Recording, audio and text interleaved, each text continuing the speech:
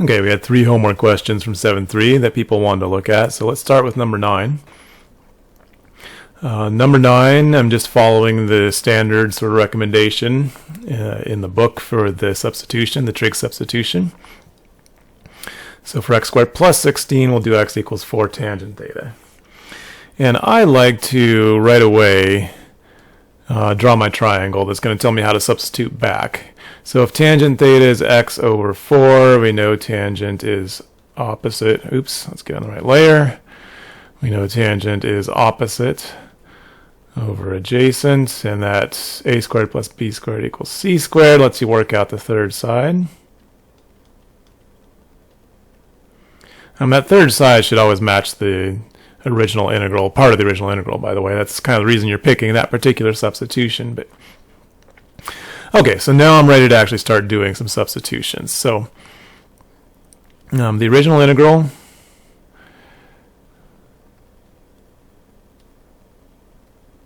this stuff inside the square root becomes 4 tangent theta, or x becomes 4 tangent theta. So the stuff inside the square root becomes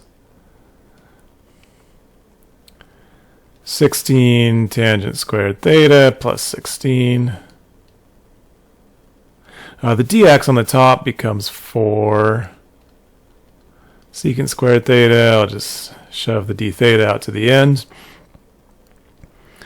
We know the stuff under the square root on the bottom. We kind of know the drill. Let's factor the 16 out. That leaves you with tangent squared plus 1, which we know is the same thing as secant squared.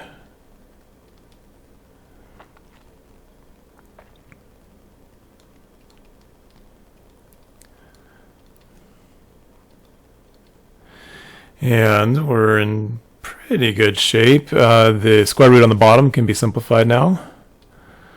So we've got 4 secant squared theta over 4 secant theta. The 4's cancel and 1 secant cancels, and this becomes the integral of secant theta, d theta. And a couple sections ago, we actually developed that as a integral rule, and it's sort of one of the ones that you are expected to know now. If you don't have it memorized yet, that's fine to just go back and look it up, but it evaluates to the natural log of the absolute value of secant theta plus tangent theta.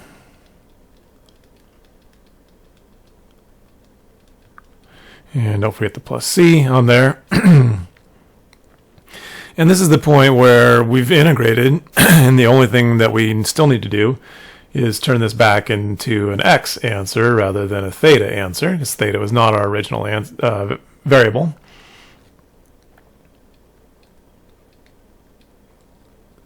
So secant is 1 over cosine, so if cosine's adjacent over hypotenuse, then secant's hypotenuse over adjacent. So looking at my reference triangle, I've got hypotenuse over adjacent, and tangent is, we already know, tangent's opposite over adjacent, so that's x over 4 plus c. And we're done. We've integrated and we've turned it back into x's. If you look in the back of the book, they probably take it another step or two just by adding this common denominator. So this would be natural log of squared x squared plus 16 plus x whole thing over 4. And again, this is optional at this point, and then do keep in mind that when you've got a natural log of something divided by something else, you can split that into separate natural logs subtracted.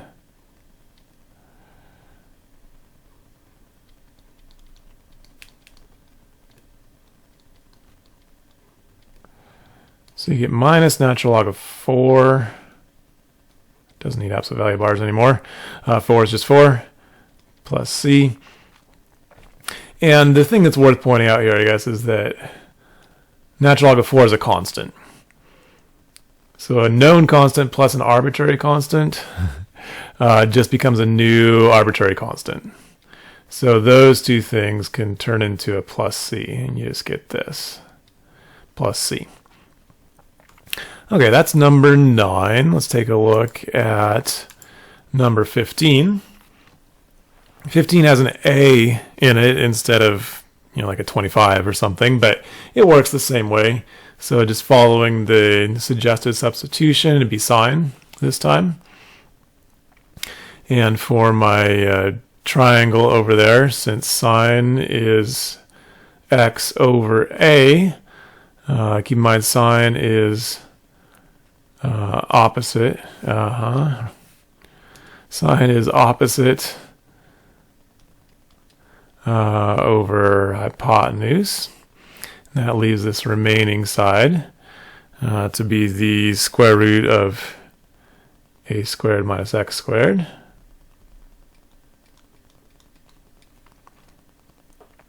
And we're ready to start making our substitutions again. So let's go back to this integral. On the bottom, we've got the square root of, it's a square root cubed. I'm changing this 3/2 into a square root and cubed.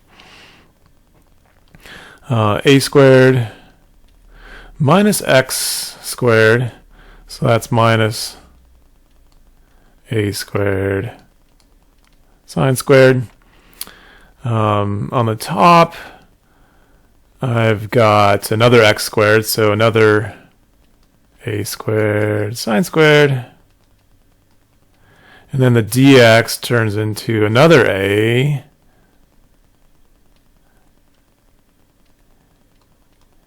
cosine theta d theta. So hopefully this all is going to simplify. On the bottom, we'll factor that a squared out. So we'll get 1 minus sine squared, which is cosine squared. So we get the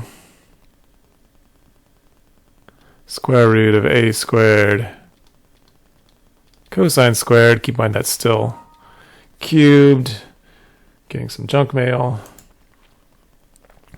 And on the top, we've got, what, a cubed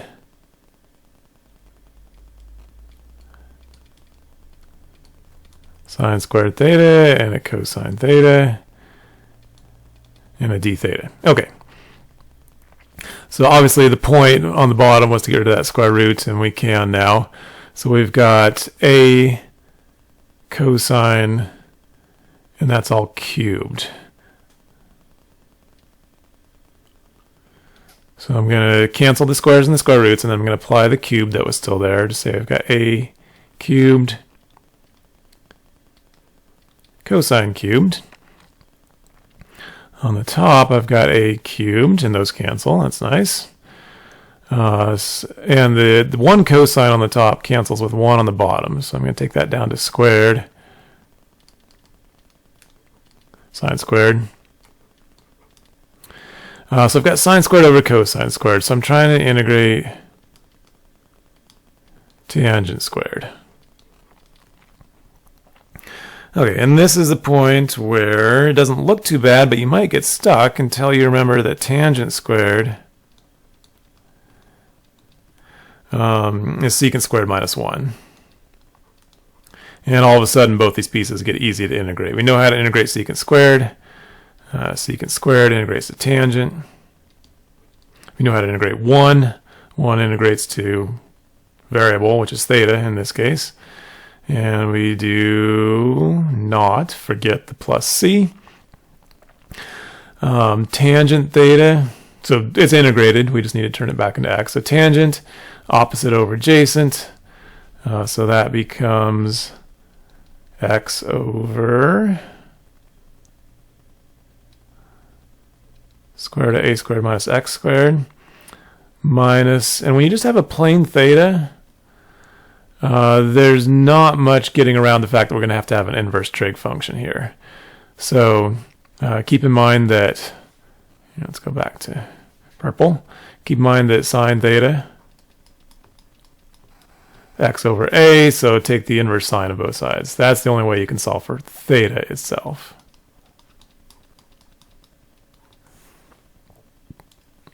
Okay, so we get inverse sine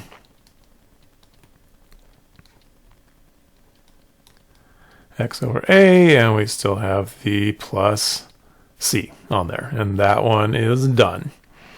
Okay, let's look at one more. We had a request to look at 21 also. And 21, it's in this section about trig substitutions, and it turns out that you can do it with a trig substitution, but it's a little bit easier to do it with a u substitution. And the u substitution maybe isn't obvious right away because you've got x squared inside and x cubed outside, which doesn't seem like a du.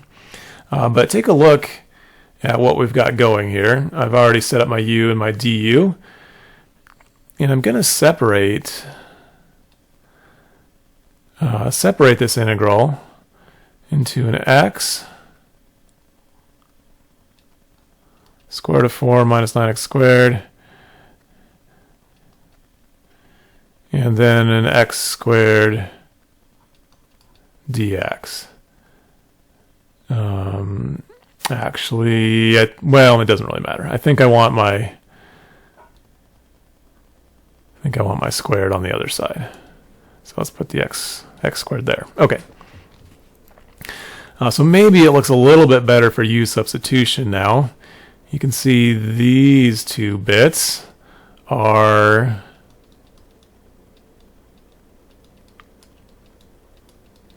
negative 1/18 of du.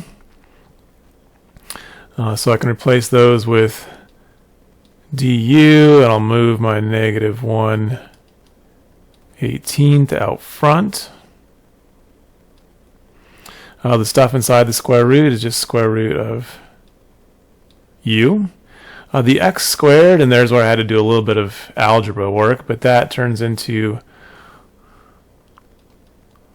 1/9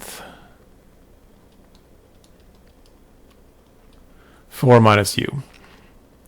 So I have managed to fully u substitute here, and the hope is that the resulting integral is actually easier, which it's going to be. I'm going to move the 1/9 out front too, because that's a constant multiplier, so this becomes negative 1 over 162.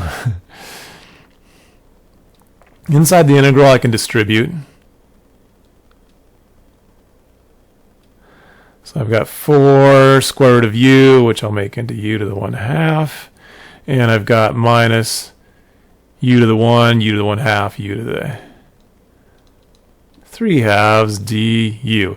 And now I'm smiling because this does look quite integrable.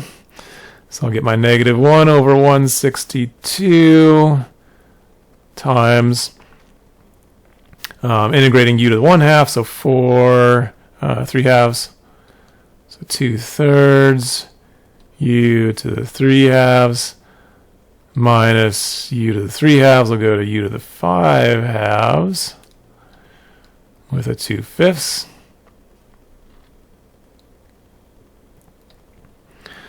Keep in mind this was a definite integral. It's from 0 to 2/3, but those were x limits, so I need to change things back into x. Let's see, this is 8/3. X is 4, or sorry, u is 4 minus 9x squared.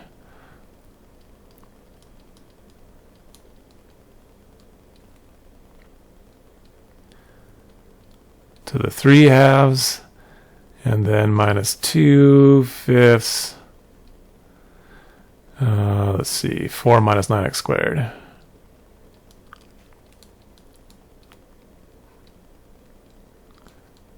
To the 5/2, so now it's back in terms of x.